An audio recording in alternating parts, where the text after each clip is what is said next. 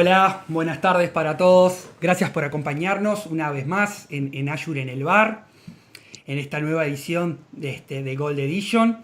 Bueno, como todos saben, esto es una iniciativa que surge con la idea de juntar a la comunidad de Latinoamérica con Microsoft Corp, que junto a Javier Villegas, Cristóbal Ibarra, Gastón Cruz y yo, Alex Rostán, y bueno, y el apoyo de todos los colegas y MVP de la comunidad de la TAM, hacemos que esto sea realidad.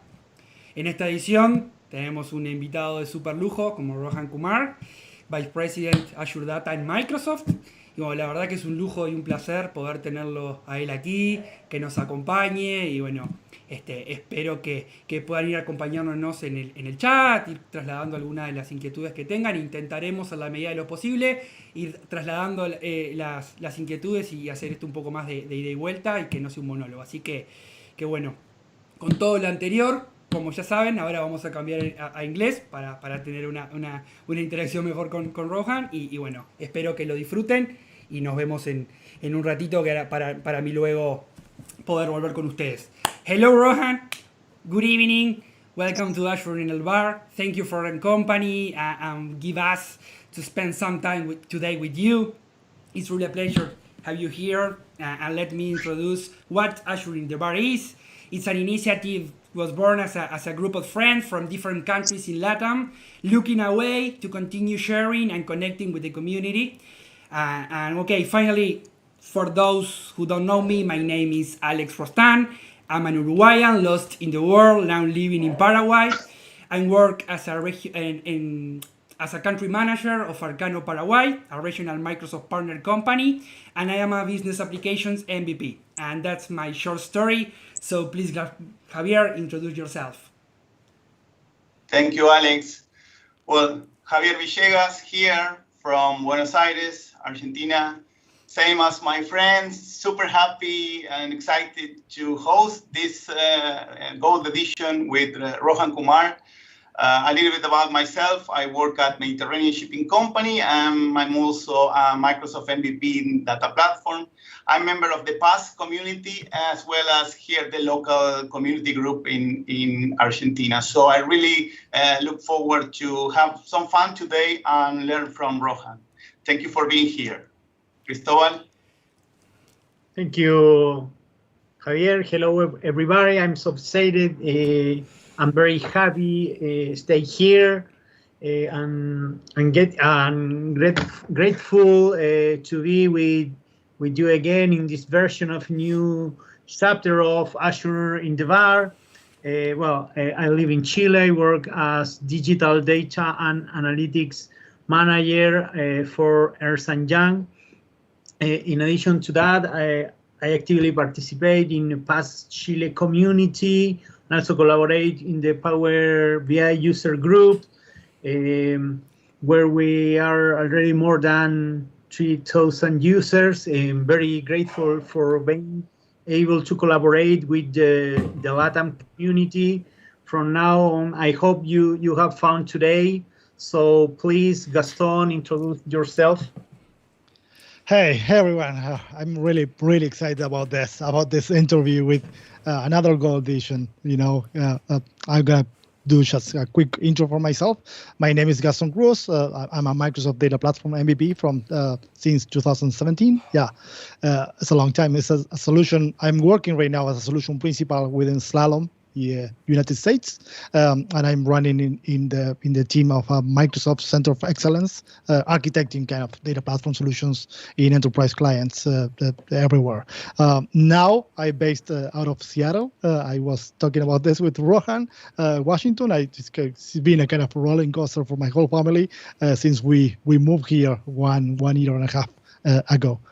So let's switch to Javier to do the kind of the starting point, the conversation, because we have a Rohan waiting for all of us. All right, thank you. So Rohan, again, thank you so much for accepting our invitation. The LATAM community has this unique opportunity to have the corporate vice president of Azure Data with us. So it's an honor and a pleasure to have you with us. So we would like to start with this informal interview, chat, discussion. So we would like to have some fun, as we were saying before. So Rohan, can you tell us a little bit about yourself? Absolutely. First of all, again, thank you, Javier, Alex, Cristobal, and Gaston for inviting me.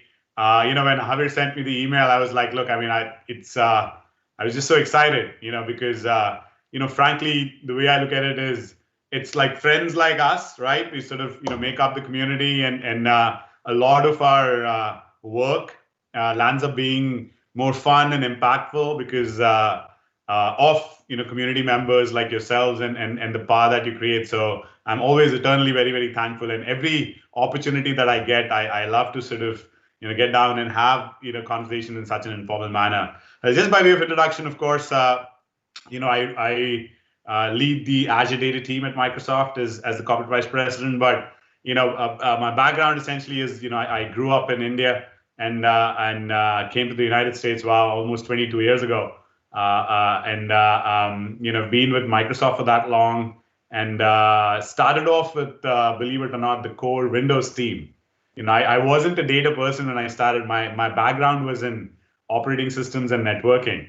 So I started off with the Windows team, and it's an interesting story where Bill Gates had this vision. I mean, he was obviously thinking much ahead of our times, where he saw the power of, and SQL Server had, this is, you're talking about early 2000s, had sort of really, started maturing in terms of its capabilities. And the vision Bill had was, can you use the power of a relational database to significantly enhance the user experience for Windows, right? Just in terms of, what eventually, you have capabilities like desktop search, etc. So he essentially thought about that idea at a much more grander scale. So that was my entry into data, where there were certain sort of handpicked engineers from across the company that they asked. I used to be, more on the file system and networking side in Windows, and that's how I got into the SQL Server team. I wasn't a database person, and then so it's fascinating, like when you look back at life, how things happen. And I remember I was like, man, why am I going to this application called database? Like, I'm a systems guy. I should be, but the rest, as they say, is history. I just fell in love with, the database, the data platform pieces, and here we are. I mean, of course, now if you just take a look at how the landscape essentially is expanded, right? I mean, before, if you go, before the whole cloud transition happened, it almost didn't matter what your question was. The answer was SQL Server. That's good. That's how we essentially thought about our world. And then, now, of course, SQL in many ways, continues to evolve pretty significantly. It's fascinating to see right now, all the way to what we do with Synapse and SQL running on ARM devices at the edge. And it's such a, modern platform, but, we've expanded, greatly into open source. And NoSQL with Cosmos DB, which is a phenomenal service, and the stuff we are doing around open source operational databases as well. So that's my journey. My background's an engineer, and of course I don't get to write as much code anymore. But I still pride myself of having written some back in the day. And Rohan, it's good to know that about kind of operating system that you bring, kind of networking and all this stuff.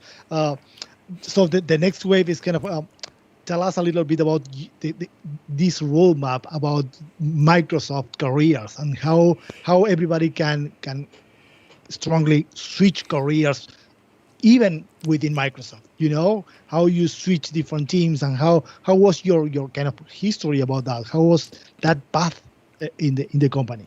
No, absolutely. It's a fantastic question, And, I remember when I was sort of graduating, from college, for my master's, and Microsoft was like super appealing. This is back in like mid '98, and I remember that I was sort of looking for companies.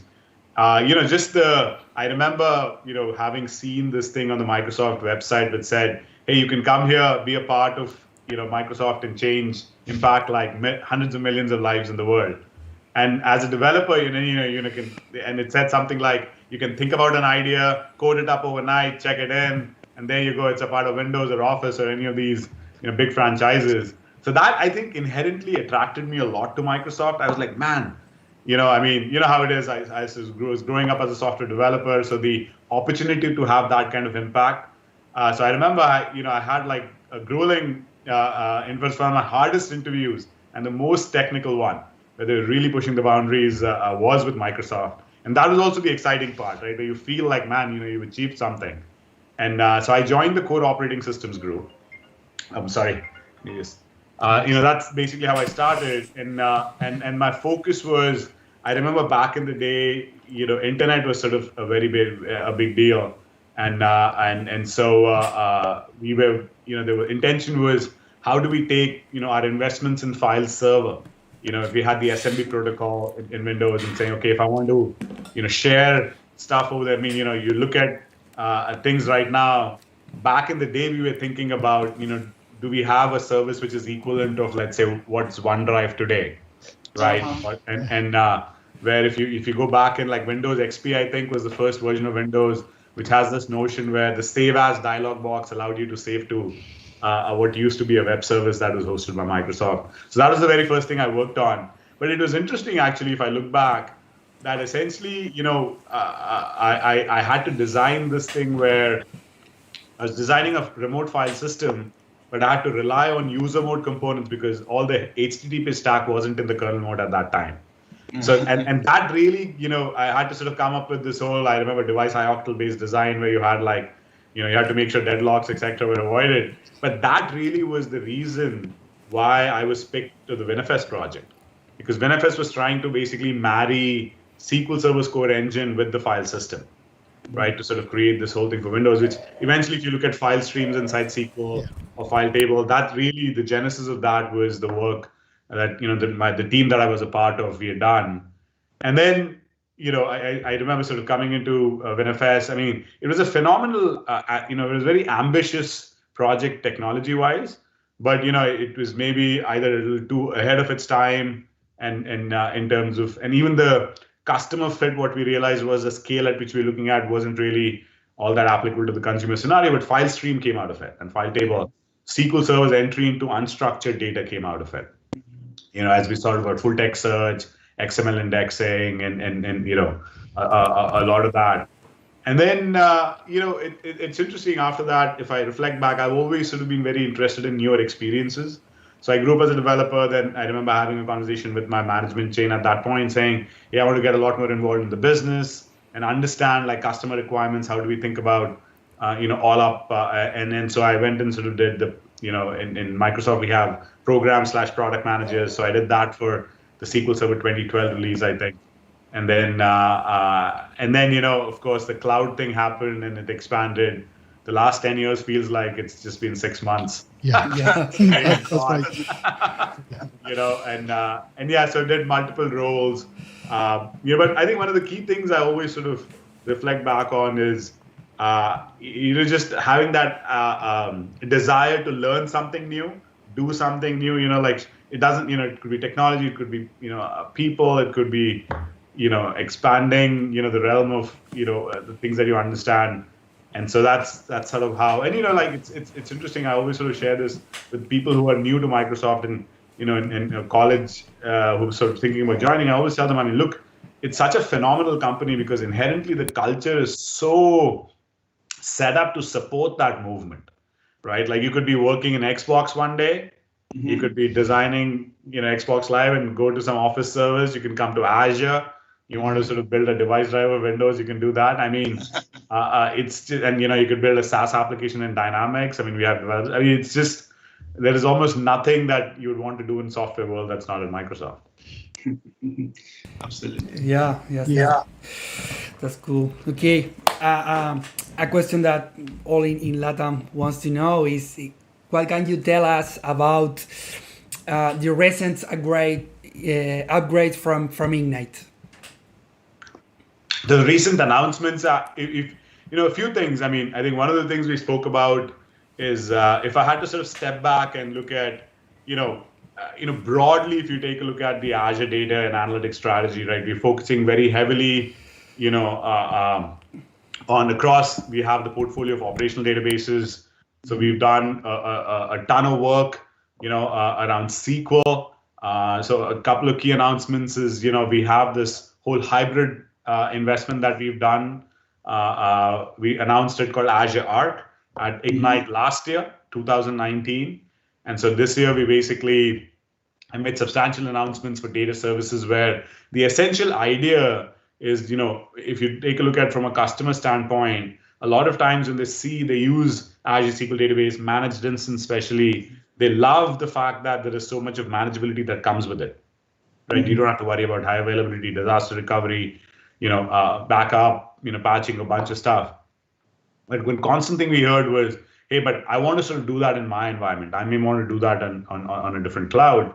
And so that was really the key, aspect of it. And so we got that into broad public preview. It's something that the team has been working on for a very, very long time. You can imagine, because the bar we set for ourselves was any environment, right? So you don't have to, and that essentially, raised the stakes quite a bit. And I'm sure we'll learn a lot more with the broad preview, as we get into general available. So that's this thing about Azure SQL Database Edge. It's, that went generally available. It's phenomenal. Like the whole SQL engine runs on a ARM device now, like a Raspberry Pi, 300 megabytes. So tiny, right? Like, that is insane. That is it is absolutely. It's. I think the team has done a phenomenal job. And the interesting part is if you take a look at the modern application paradigm, right? And sometimes people, when I tell them, they think like, hey, it seems like science fiction, but it's not, right? Like we have customers who, if you look at it, majority of the data in the next, let's say 5 to 10 years is going to be on these edge devices. Yeah. It's not in the cloud, right? Like if you look at, because a lot of the data is going to get filtered and sent to the cloud. So a lot of the pretty much everything you take a look at, connected cars, connected machines, a lot of decisions will be made on these edge devices. And that is the vision, because we said, look, if you're able to get SQL to work well on that, then from a developer standpoint or an administrator standpoint, it becomes so easy, right? It's the same T-SQL you're receiving to manage. All the extensibility work that you may be aware of, we did in SQL 2016, etc., that sort of came together. So that is something that I'm super excited about. On Cosmos DB side, we basically made a significant set of announcements. If you take a look at all the work we've done around the serverless capability with, you sort of auto scale, it's actually pretty amazing. And it's just been phenomenal to see, how many customers are sort of leveraging that. And it's super exciting. And a lot of work around enterprise readiness, like things like private link, Active Directory authentication. For Postgres and MySQL, like for the open source databases, we launched what's called the flexible server option, which effectively, if you think about it, you can use any VM, type that you have in Azure, and it natively runs on Linux. And it basically, some feedback we got in our past design was having the gateway layer in the middle was adding latency, so we reduced that. You get AZ support. It's actually just a complete rewrite, while maintaining all backward compatibility. So we're super excited about that. On Synapse Link, we were able to sort of, take that to more broader things. But you'll see, I'm, keeping my fingers crossed that very soon, at some point in the next, I don't know if I would share this broadly, but very soon, I'm looking forward to GAing Synapse. That connection, Cosmos DB link and the Synapse and all kind of materials view and all the stuff is kind of that's the man. Really, yeah. It's really great. Yeah. It's insane. I mean, just to unify the whole platform, because with Synapse, what I see at the enterprise client is that they can bring a whole platform all together in the same piece. Correct. And that kind of seamless connection between all the pieces all together to kind of have the orchestration, all the stuff at the moment that you have the output directly and to show directly, creating the data set directly from there to Power BI, it's kind of, yes, great work. No, and I 100% agree with you, Aston. I think, again, like the principle that we've always taken is simplicity, right? Like, the system, especially when you look at cloud native designs, when you go from an SMP box to the scaled out architecture, there's a lot of, while you get a lot in terms of performance and scale and in cost and scaling up, scaling down, the challenge really that happens is there's a lot of complexity that's getting added when you go from like a single box. And I think that was the biggest thing that, with Synapse, as we brought together data integration, warehousing, big data analytics, the deeper integration that we're doing with Power BI. Literally, we're looking at the query plans coming out of Power BI and essentially making sure that Synapse is optimized for it, right? It's for the direct query model. And then with Link, right, we started off with Cosmos DB. We said, we're working on this with Postgres, SQL DB, of course. So if you want to sort of set up, your data from your operational store to land up in a columnar format to do analytics, you don't need to write any code. You just say, I want my data for analytics, and that's it. Right? It just, and it's going to be, we see with some of the largest customers, it's a complete game changer. Yeah, sure. Well, Rohan, could you tell more about the challenges of being the engineering leader of the data platform team? Yeah, I will say I do think I have the most fun job in the world. Just to get started. I mean, I know your question, Chris Paul, was about challenges, but it's amazing. You look at the amount of innovation that's happening in this data analytics space.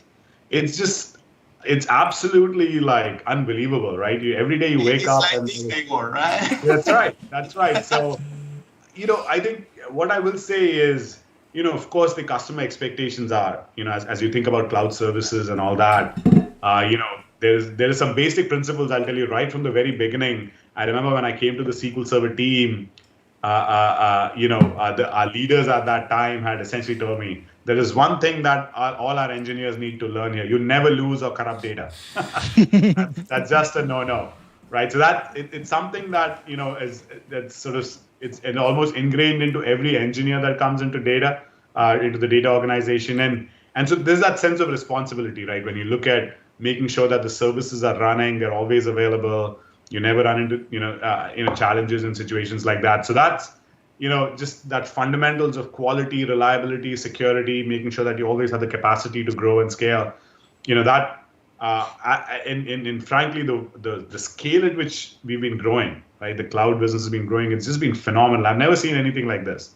So that's the part which is, how do you ensure that, the customers are trusting us with so much. They're running their mission critical applications, how that works.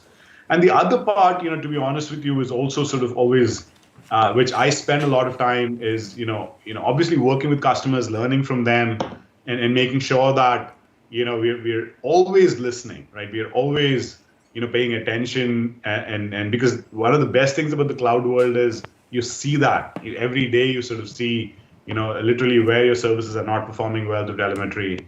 And then finally, what I'd say is, just maybe looking across the corner to see, what else could be happening. So the Horizon 1, the next 1 to 2 years is very clear what we're investing in. Horizon 2 and 3, which is more like the next, let's say, 3 to 7 year time frame, is where we look at trends around, hey, what is it that, both from a hardware standpoint, software, like what are the disruptions that could potentially come? We partner very closely with a lot of hardware vendors. So, we have like, a whole process that we go through called the technical long range plan, where we look at, okay, 5 years from now, what is it that we should be doing now to make sure that, we stay ahead of the curve in terms of how, how things are happening. So I do land, working with the team on a lot of just that. We have a fantastic CTO in Raghu Ramakrishnan, who basically drives this process, working with the teams and, and manages this for us. But so that's the other part, which is, always sort of, staying ahead of the curve. But that's the thing, right? I mean, if you think about a lot of the innovation, just if you look at like 10 years ago, we were just an SMP engine that was competing, right? We were trying to become enterprise scale and all of that. And now when I look at just the portfolio, I mean, it just boggles my mind. So, I mean, I love my job and I'm super, grateful that I'm able to do this every day. It's actually great to see how initially, as you said, it was SQL Server everywhere, and now it's become a real data platform, right? A big umbrella that covers everything. Of course, SQL Server is a big part of it, but yeah, absolutely.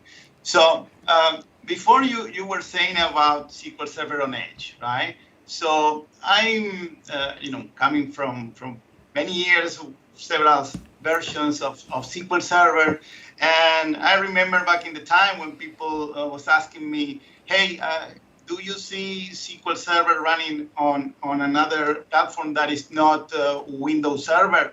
no, forget about that. It's not going to happen. Okay, and do you see SQL Server maybe running on a virtual machine? No. It's going to be on a bare metal server it has to be close to me, generating heat, right? So then, a couple of years ago, a great surprise seeing SQL Server running on Linux, right?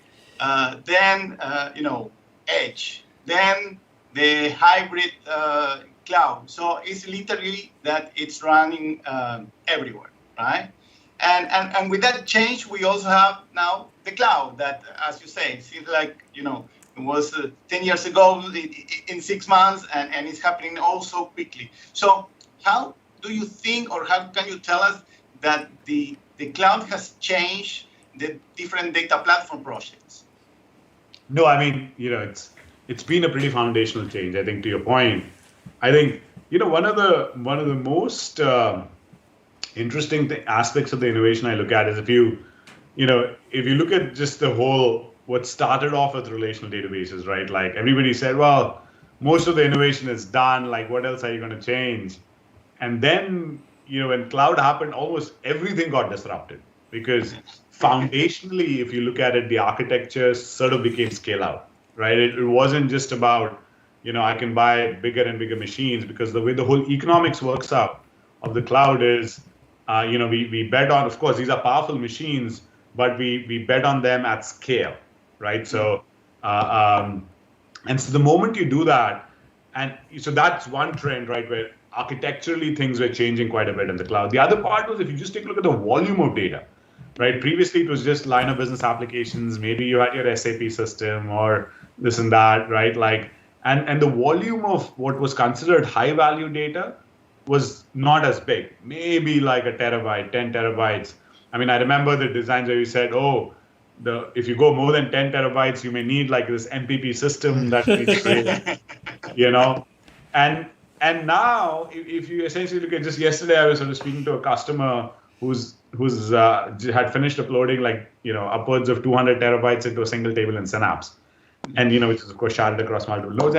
And that's the other part. If you look at how the world is evolving, and I think this is one of the reasons why being in data and analytics and is so exciting, because it's funny. This is like in the last few years, I've noticed that data platform investments are board level conversations now, because every company, when you sort of speak to customers, is really looking into reinventing themselves. We want to become data driven. In fact, one of the things when I speak to customers, the questions they ask me is, how did Microsoft change? I mean, it's amazing. Like, obviously under Satya and the SLT's leadership, how did you evolve to become so data driven and so number? I mean, there's a huge amount of cultural transformation we went through as a company, but the underpinning value is, let's not just be opinion based, right? And I think that once you get into that foundational shift, and when you buy that, then suddenly you want to sort of just get all that data that you can access to, mix it together. And when you start thinking about predictive analytics, where you want to do machine learning and training and things like that, then the compute power sort of goes up, right? So almost every assumption got questioned. Mm-hmm. And I remember, I would say one of the hardest times for us was 2011 to 2016. It was almost like a blur, because we were pretty much every 6 months looking at, okay, we need to do that much. I mean, it was almost felt like we had to finish 1 year's worth of, progress in a week sometimes. Okay, let's continue. This is a really, really great conversation, Rohan.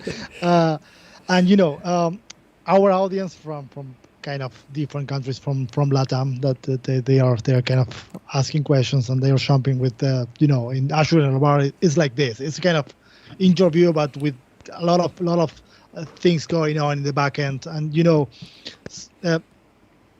in every session that we had in the past, in the last few sessions, everybody want to hear kind of stories like, okay, when you did that project, how was that? What was your main challenge there? What was your obstacle? How you learn about this?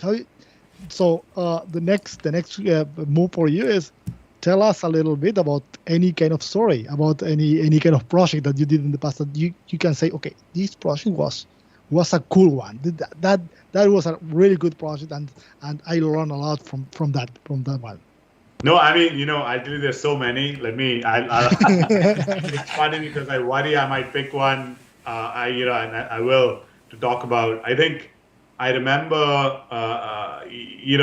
almost there's so many stories, right? Like if you take a look at just how Cosmos DB came about. I mean, it was just phenomenal to take a look at the beginnings of that. If you take a look at Hyperscale and SQL, if you take a look at, Synapse, what we did, our entry into open source, and so many discussions around, hey, will we ever have the credibility, how the market's going to perceive this? Will people think that we're not betting on SQL Server anymore? You can imagine strategically, so many questions you mentioned about SQL Server on Linux. Oh my God, there's a number of conversations we had internally, like, hey, how is this going to impact like the Windows business? You can imagine, right? Normal things like that.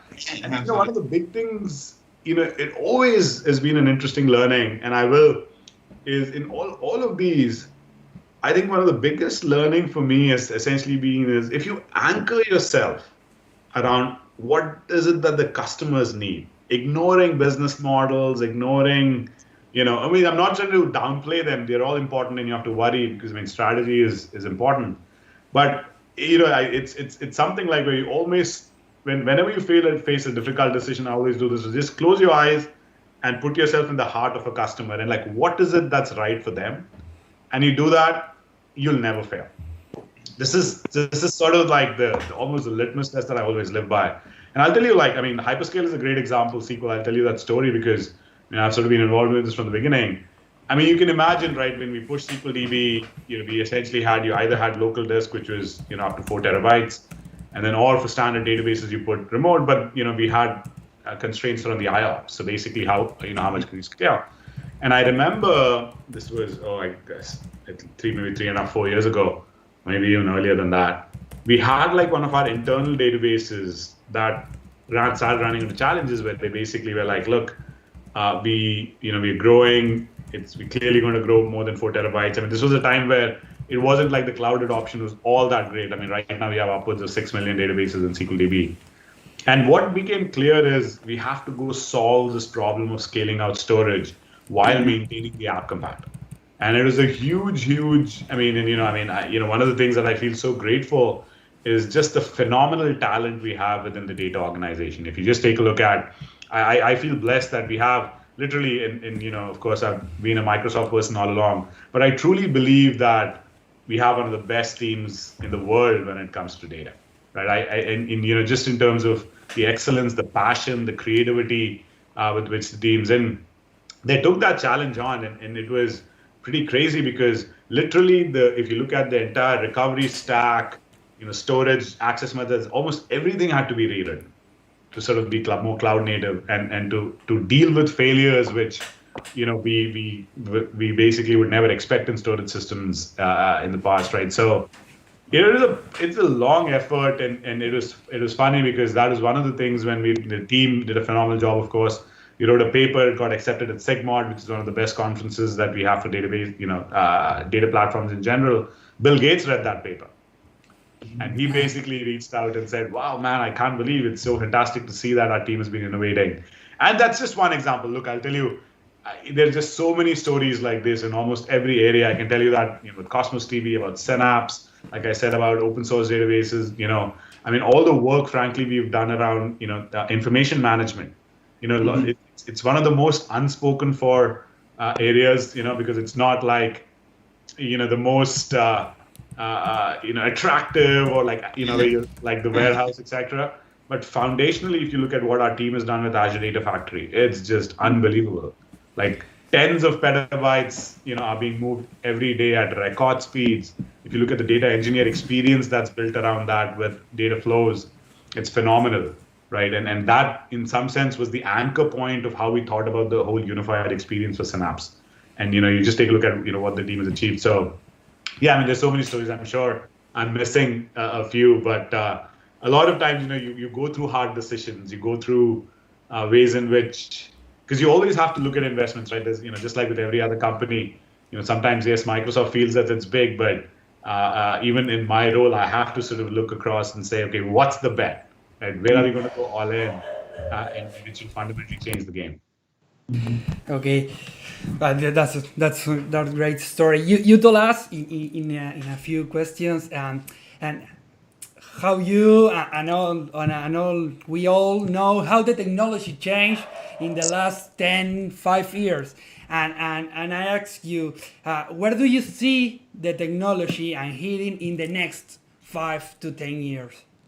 Yeah, that's a great question. A few things I'd say. I do believe, like I said, the application paradigm is going to be a lot around this edge computing. I think is going to become very commonplace. So in that's one of the ways. Like today, for example, we already have customers who are using SQL on the edge. All the work that we have done around IoT and Azure. It's one of our big success stories in terms of how customers are using that. In almost every vertical you can think about, right? Manufacturing, supply chain, etc. So the concept of the application model, as I think about the next, let's say 5-10 years, is going to be very, very different. I mean, almost everything around you is going to be connected. This data that's going to come out of, I mean, you see, right? Smart everything, smart refrigerators, smart microwaves, smart everything. And there's going to be a lot of ecosystem that's going to reliable ecosystems that are going to get built around it. So I actually do think just from a volume of data, that is going to be substantial. I do think a more verticalization of solutions is going to be critical, where more and more what I hear from customers is just the time to value, right? Look, I need to make a decision for my business. I need that insight now, right? And we are not there yet. I mean, like truly, that's our vision with Synapse. That's really, if you look at Synapse Link, what we've done, the entire effort is around how do you significantly reduce the amount of time it takes to get to a decision. Yeah. Right? Especially for so that's one thing. I do think, for example, governance of data is going to be very critical, right? Like especially data privacy regulations. Europe has GDPR. I mean, America has CCPA. I mean, almost China, India, South America, every region is going to come with local requirements. Residency of data is going to be very, very critical. And that's going to be a huge challenge for enterprises. In fact, the chief data officer or the chief privacy officer has become a very important role. In many of the large companies, you see that.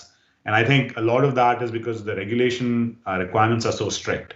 For example, if you violate GDPR, the fines that you pay, if you get audited and found is actually pretty significant, right? So if you're the CEO of the company or the senior leadership, you're going to put a lot of emphasis to make sure that you never have that happen. So I think that's an area which, obviously is very fundamentally how, we are sort of looking at how to approach that. And then, the other part is being Microsoft, one of the benefits that we have is we have Azure, of course, data, we have Dynamics, we have Microsoft 365, Power BI, Power Platform, and we're looking at ways in which we make our architecture be no cliff. So, for example, if you use customer insights in Dynamics, or you use Dynamics F&O, Power BI, it should be very seamless. This data models, like aligning around the common data model, the acquisition that we did, Aberdeen ADRM, which sort of gives you industry data models. You'll see, I mean, that's, as you can sort of imagine, that's going to be natively integrated. It's going to be a key part of Synapse in terms of, how we're sort of, approaching that. And so, yeah, I mean, so verticalization piece, governance of data, hardware innovation, I think if you take a look at what's happening with FPGAs and where we're going, like just the expectation around in some of the most sophisticated cases of predictive analytics are pretty huge. So that's another area I think that's, so my short thing I always tell my team is, like in our lifetime, there's not going to be any dearth of work to be done in this. Maybe even our kids. Great. Well, thanks, Rohan. Great answer. Well, I have other question for you. Sure. Rohan, please. Could you advise to Latin communities in terms of training, learning, and certification? Yeah. So again, another good question. What I'd say is, the place where I see a lot of value being created is around that insights piece, right? More and more, my recommendation would be, like if you look at, so there is the classic, managing pipelines at scale, which has sort of always been there. But I actually think more and more our approach essentially, what the way we're taking it is, how do we commoditize data science? How do we essentially, what I mean by that is, how do we make it simple for a SQL developer, to sort of graduate into data science, right? That's really what we are working on, because I think without that simplicity, I don't think it's going to achieve the potential, right? Like, because today the whole notion is sort of too complex. And so what I'd say is, if there is any training around those aspects, like how do you gain, more than just the management piece, like how do you, right? There's things around how can I derive insights, and how do I sort of, provide that value to the company? I think that's going to become more and more very, very much in demand.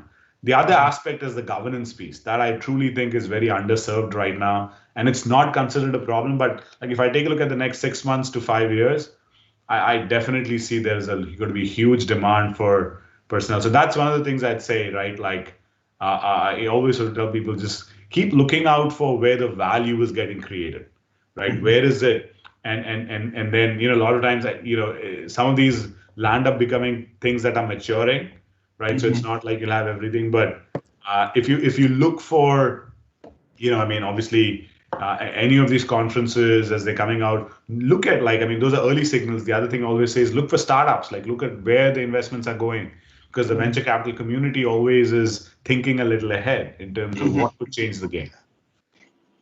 Okay, great. One of the things that we have seen in Ignite, and one of my favorite actually, was all the changes introduced in managed systems, right?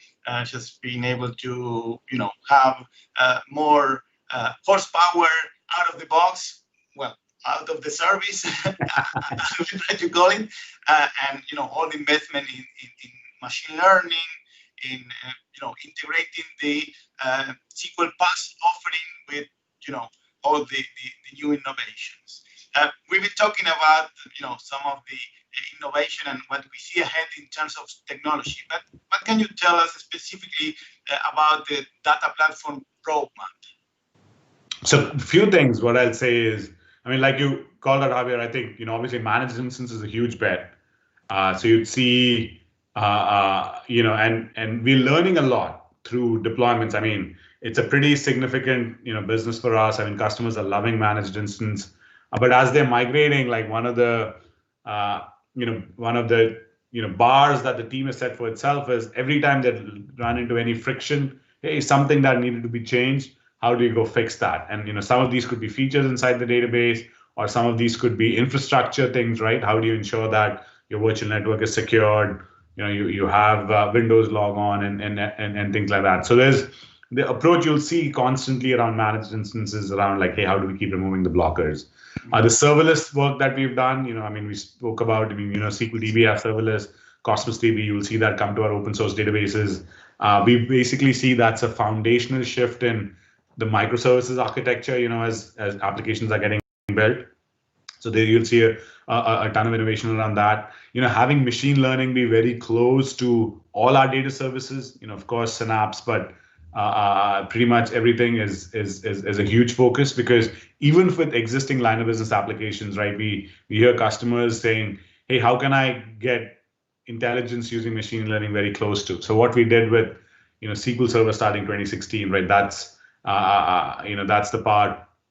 All up, I'd say, if you take a look at, you should just expect deeper and deeper integrations with Synapse. You're going to have a broader ISV ecosystem there. We've spoken, I think, around, if I take a look at just the governance aspects, we're sort of looking into things and, how do we sort of share that? But yeah, just across almost everything, you'll see just every quarter or so, more and more new information coming up.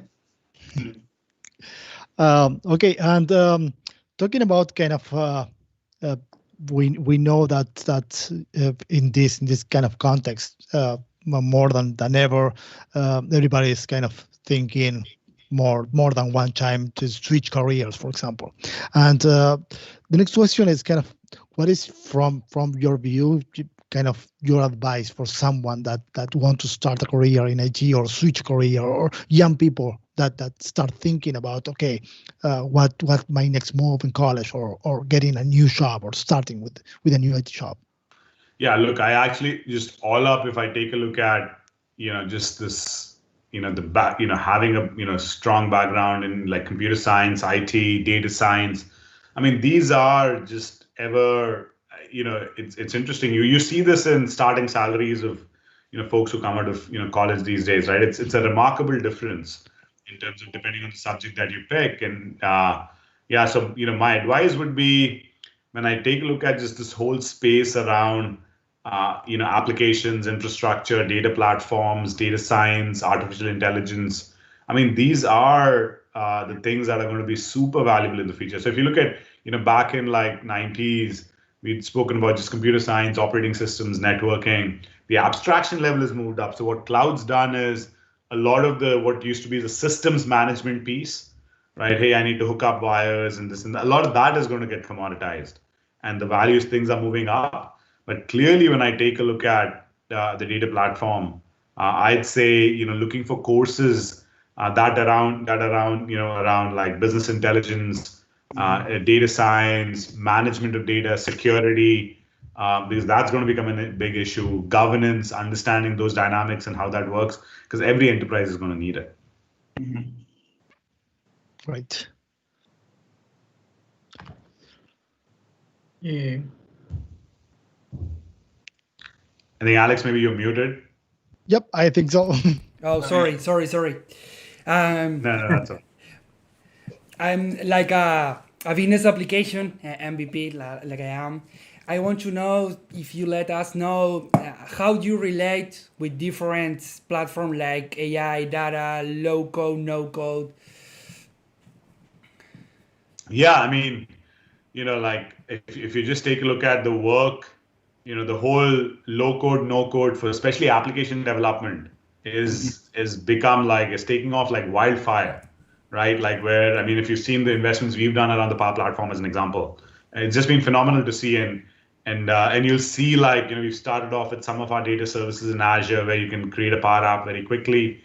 And the idea essentially is, like, how do we, have this notion of a citizen developer, right? Like where you don't have to have a lot of sophisticated knowledge, because a lot of purpose-built applications should be created just through drag and drop, right? And it's interesting because it completely changes the game, right? Like in terms of, you want something, you don't really need to be a very sophisticated programmer to sort of get a lot of those things. So I think it democratizes this whole application development in a pretty major way. Now, it's interesting, like if I take a look at some of the things we're looking at, is you look at, it's hard to create data applications, right? It's not easy today. If you take a look at, oh, did I get my query plan right? Did I this right, that right? And not that it basically, I mean, there's a certain amount of expertise and all that you would need always. But one of the things we're looking at is, what's the no-code experiences or low-code experiences we can get to our workflow? So Dataflows is a great example of what we did with ADF and what's in Synapse now. Yeah. Essentially where you have this canvas where you can basically drag and drop, declare what you want to do, and underneath the covers, code's being generated, right? It's like, it's amazing. Like, it's so universally loved. I mean, just by the community. And there's steps like that. So I think to, Alex's question, I do believe it's going to be more and more, we will see a lot more innovation happening in that space. It is obviously trickier on the data platform side, compared to, let's say, you just, building out like a web app or something like that, which maybe, somewhat with the logic maybe is a little less complex. But I do see, just given the power, because now all of a sudden think about it, right? Like anybody in the enterprise, will have the flexibility to create things which give them value of the data very quickly, which is not the case today. Yeah, and again, that opens another conversation that is going to be the governance behind the scenes for that citizen developer world. That's right. That is coming. That's right. How do you know? Like, I mean, that's a fantastic point. Gaston, what I'd say is, like, there has to be some way in which you manage all these applications. Yeah. How do you ensure that, the governance, like you called it, is secure, that they're not doing things which expose the enterprise to sort of risk. So there's always a balance. In fact, that I think it's interesting you mentioned that, because that is one of the pieces of feedback we hear from customers around, hey, I mean, this flexibility is great, but it always comes where you want to make sure that when it comes to security and things like that, and governance of data, you're not loosening or relaxing any of those things. Mm-hmm. Thanks, Rohan. Well, another question for you. After COVID, what do you think it's going to be the major change and challenges for IT folks? And what about community or events? Yeah, I mean, I think one thing is certain that when COVID happened, nobody knew, or at least I'd say nobody sort of, could foresee that, our working worlds just would turn upside down, right? I mean, it's been a little over, close to coming to 7 months now, where I think majority of the world, or at least the folks that I've sort of worked with, mostly have been working out of home, and the interesting learning essentially is that there are times when it is more efficient, right? There are times when there is the feedback that we've received from the teams essentially is, look, there are certain aspects of this, obviously there are, and people talk about missing that social interaction, being in person, and all that's true and valid. And of course, all the challenges with kids being at home and schooling and all that stuff. I'm sure all of us are facing that, or at least the ones who are dealing with young kids, I guess, are in a harder situation.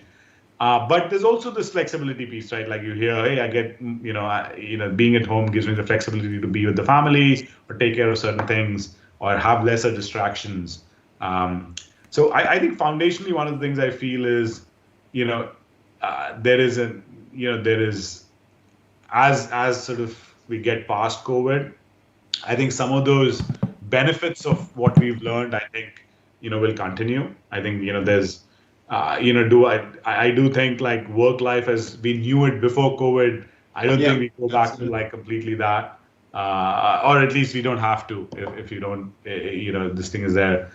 The other thing I would say is, from a customer standpoint, obviously it's been a pretty impactful thing for a lot of our customers and in economy and such.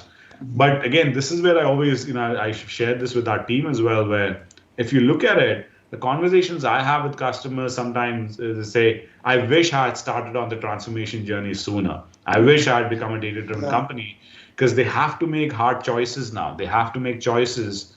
And if they had those insights that had guided their decisions through data, they could be making better choices, right? So I do think overall, while there's every customer conversation is around, how do I sort of, at least for the next few quarters, maybe save costs as I think about, can I maybe, prioritize some of the things towards my transformation that would help me save costs. But I think almost everyone I've spoken to, if anything, is more energized towards going through their digital transformation. And and they see that when these things happen, it's a non-linear impact, right? So customers who are very quick on their data culture, are getting the insights quickly and all that, will outperform their competition. Mm-hmm.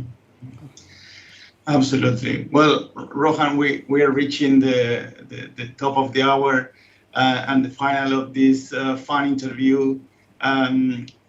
We would like to take a few minutes to thank all the persons that have made this possible.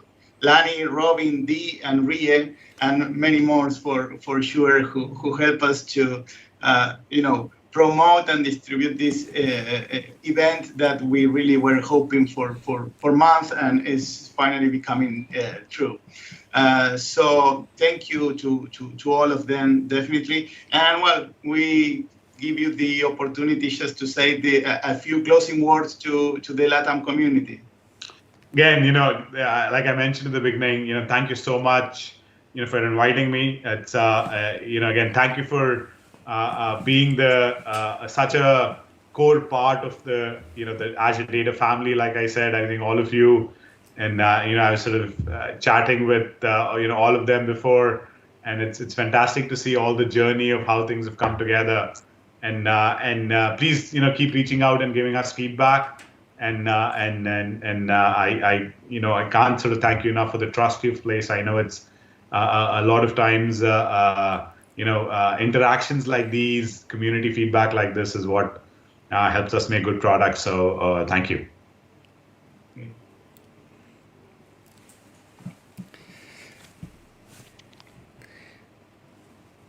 So, Cristobal, do you want to close sorry, yes, sorry.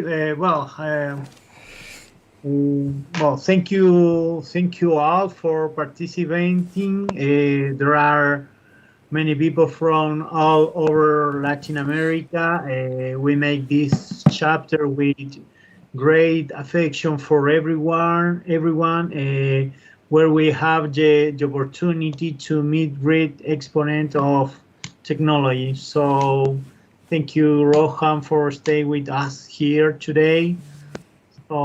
Please, Gaston, could you continue? Yep, just a final message for the whole audience. We love to make these kind of events to learn, to share, to experience with all communities. We are so grateful for Rohan to take this moment to share with all of us. And this is kind of a scenario for everybody that they are thinking about ramping up the careers or up skills or learn more. So it's amazing that we had this opportunity to have Rohan at Azure in the bar again. So let's switch to Alex to close the session. Okay, last words. Thank you for the time, Rohan. I hope you enjoy as we, and thank again. So see you all in 2 weeks. And okay, I'm going to change to Spanish again to say goodbye. Gracias a todos los que nos han acompañado esta tarde, noche, mañana. Sé que hay gente de todos lados del mundo, así que bueno, gracias de nuevo. Y bueno, espero que hayan disfrutado tanto como nosotros. Yo en toda la conversación no paraba de intentar pensar y ver cómo podía aprovechar más y más cada minuto de Rohan. Así que bueno, espero que todos hayan tenido esa misma sensación. Y bueno, en 2 semanas nos vemos de vuelta. Y bueno, gracias again. Gracias a todos, nos vemos pronto. Chao, chao. Nos vemos.